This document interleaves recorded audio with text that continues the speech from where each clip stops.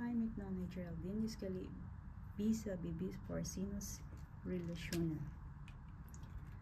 Wa sini angle A dividia में sin A elimel sin में angle B dividia में sin B elimel में sin angle C dividia में sin C. So basically starta में hain trikanta hain samhila A B C. So din silan imo में angle A tihila silan A, silan imo में angle B tihila C, silan B o silan imo में angle C tihila C. Jag vill gärna starta visa sin i angle A dividerar silen A elimel med sin i angle B dividerar med silen B. Så den silen som vi har ikke navnet på, vi skal lige lave en højden fra angle C til den silen som vi kan lave en to ret vinkel her, eller to ret trekanter. Så det viser at dem her begge to bruger as ligesom jeg skal bruge på med sin angle A det er lige med målsilen dividerer hypotenus. Så dem her trekanter vi har en målsilen på dem der højt og hypotenus det var B. Så det er B multiplied lige med sin i angle A. Så det betyder at hvis B ganger med sin i angle A, det er lige med mål silen. Så vi finder igen med sin i angle B, vi bruger formel sin med angle B, lige med mål silen, dividerer hypotenus. Så herinde vi har angle B, og så målsilen det er den højden, og så hypotenus det er den linje A, eller silen A. Så vi har en hypotenus som silen A, og så målsilen. Det er lige med sin med angle B. Så det betyder A gange sin i angle B, det er lige med målsilen. Så det er ligner hinanden, det er det samme. Så vi kan omskrive dem og reducere dem begge to ved at dividere B gange A, begge sider. Så B gange A, B gange A. Så vi har divideret dem, så vi har dem tilbage.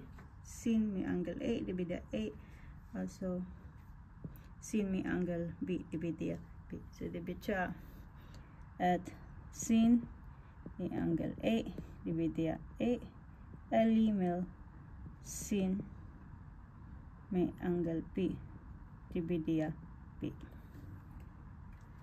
Så nu vi skal finde ud dem hvordan jeg viser hvordan sin med angle B dividerer med B er lige med sin angle C dividerer med C. Så vi skal bruge de samme trekanter, som heller de samme A, B, C. Jeg tegner bare dem igen, så det er meget nemt at se. Så vi har silen A, B, C. Så nu vi har snakket om sin med angle B, så vi har silen B, og sin med angle C dividerer med C, og så vi har silen C. Så dem linjer, dem silen som vi har ikke taler om, vi ikke snakker om, så vi skal lave en højden fra angle A to silen A. Så vi kan have en to ret vinkel, eller to trekanter. Så vi bruger formel først med sin, finder all sin i B, sin i B, det er formel med målsilen dividerer hypotenus. Så herinde er dem her trekanter, vi har en målsilen, dem her som højden, og hypotenus som C. Så vi har hypotenus som C, målsilen er lige med sin i angle B. Så det betyder C er silen C er ganger med sin med angle B Tili mel mol silin. So fina bi hypotenuse sinus po sin may angle C, may bulk por mel sin may angle C, tili mel mol silin dividia hypotenuse. So teha iten ha trekanta bihain mol silin hain o hypotenuse hain sam B. So bi hypotenuse sam B mol silin ti alimel mel sin if C. So dividya at B kanga sin if angle C tilimel mol silin. So di sam mi bis duga nga sin P T C di also limel mol silin oiten. So bikaro desadem bigat su bil at dividya C ganga P. C ganga P. C ganga B. So biha hain.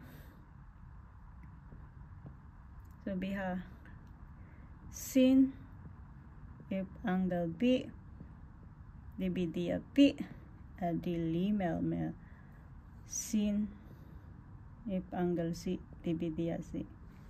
So no, yakabisa tem 3 boka ali mehinanin sin if angle A dividia silin A elimel sin if B dividia silin P o silimel me sin if angle A dividia me silin C. Te adihili tak po de.